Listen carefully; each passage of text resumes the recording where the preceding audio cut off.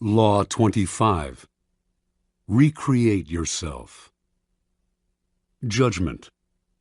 Do not accept the roles that society foists on you.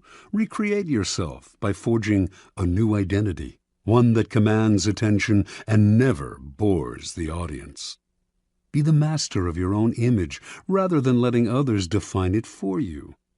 Incorporate dramatic devices into your public gestures and actions. Your power will be enhanced and your character will seem larger than life. Observance of the law. In the year 1831, a young woman named Aurore Dupin Dudevant left her husband and family in the provinces and moved to Paris.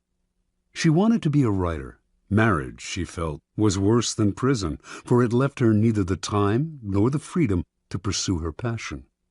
In Paris, she would establish her independence and make her living by writing.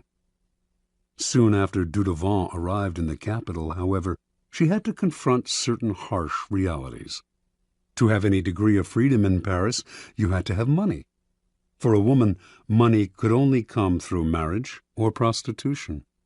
No woman had ever come close to making a living by writing. Women wrote as a hobby, supported by their husbands, or by an inheritance. In fact, when Dudevant first showed her writing to an editor, he told her, "You should make babies, madam, not literature." Clearly, Dudevant had come to Paris to attempt the impossible. In the end, though, she came up with a strategy to do what no woman had ever done, a strategy to recreate herself completely, forging a public image of her own making. Women writers before her had been forced into a ready-made role, that of the second-rate artist who wrote mostly for other women. Dudevant decided that if she had to play a role, she would turn the game around. She would play the part of a man. In 1832, a publisher accepted Dudevant's first major novel, Indiana. She had chosen to publish it under a pseudonym, George Sand, and all of Paris assumed this impressive new writer was male. Dudevant had sometimes worn men's clothing before creating George Sand.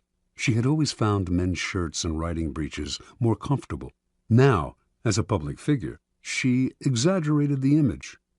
She added long men's coats, gray hats, heavy boots, and dandyish cravats to her wardrobe. She smoked cigars and in conversation expressed herself like a man, unafraid to dominate the conversation or to use a saucy word. This strange male-female writer fascinated the public, and unlike other women writers, Sand found herself accepted into the clique of male artists. She drank and smoked with them, even carried on affairs with the most famous artists of Europe, Musset, Liszt, Chopin. It was she who did the wooing, and also the abandoning.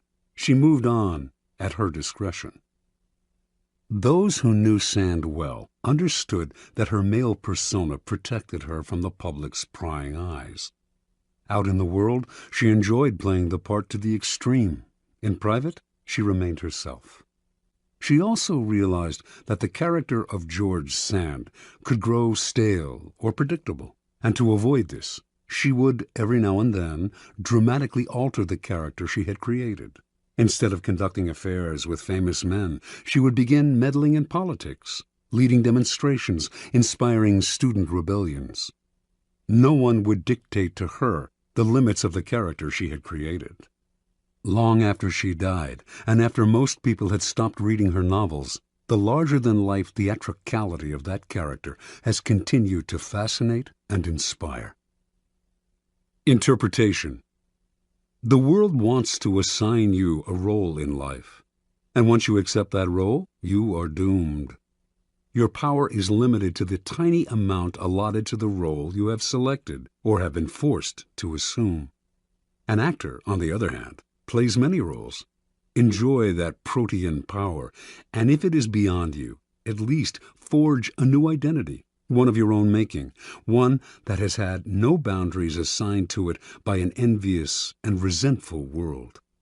This act of defiance is Promethean. It makes you responsible for your own creation. Your new identity will protect you from the world precisely because it is not you. It is a costume you put on and take off. You need not take it personally, and your new identity sets you apart, gives you theatrical presence. Those in the back rows can see you and hear you. Those in the front rows marvel at your audacity. Keys to power. The character you seem to have been born with is not necessarily who you are. Beyond the characteristics you have inherited, your parents, your friends, and your peers have helped to shape your personality. The Promethean task of the powerful is to take control of the process, to stop allowing others that ability to limit and mold them. Remake yourself into a character of power. Working on yourself like clay should be one of your greatest and most pleasurable life tasks. It makes you, in essence, an artist creating yourself. The first step in the process of self-creation is self-consciousness, being aware of yourself as an actor and taking control of your appearance and emotions. The bad actor is the one who is always sincere. People who wear their hearts on their sleeves out in society are tiresome and embarrassing. Their sincerity notwithstanding, it is hard to take them seriously. Good actors control themselves better. They can play sincere and heartfelt, can affect a tear and a compassionate look at will, but they don't have to feel it. They externalize emotion in a form that others can understand. Method acting is fatal in the real world. No ruler or leader could possibly play the part if all the emotions he showed had to be real. So learn self-control. Adopt the plasticity of the actor, who can mold his or her face to the emotion required. The second step in the process of self-creation is a variation on the George Sand strategy. The creation of a memorable character, one that compels attention, that stands out above the other players on the stage.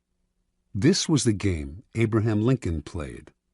The homespun, common countryman he knew was a kind of president that America had never had but would delight in electing.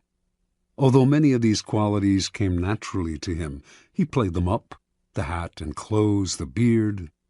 No president before him had worn a beard.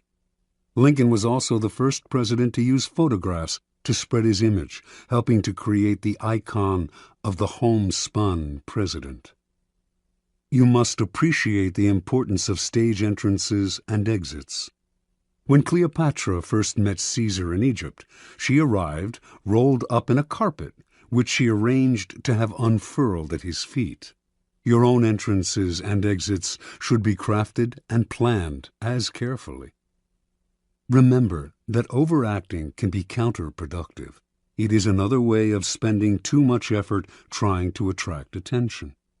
The actor Richard Burton discovered early in his career that by standing totally still on stage, he drew attention to himself and away from the other actors. It is less what you do that matters clearly than how you do it. Your gracefulness and imposing stillness on the social stage count for more than overdoing your part and moving around too much. Finally, learn to play many roles, to be whatever the moment requires. Adapt your mask to the situation. Be protean in the faces you wear. Bismarck played this game to perfection. To a liberal, he was a liberal. To a hawk, he was a hawk. He could not be grasped, and what cannot be grasped cannot be consumed.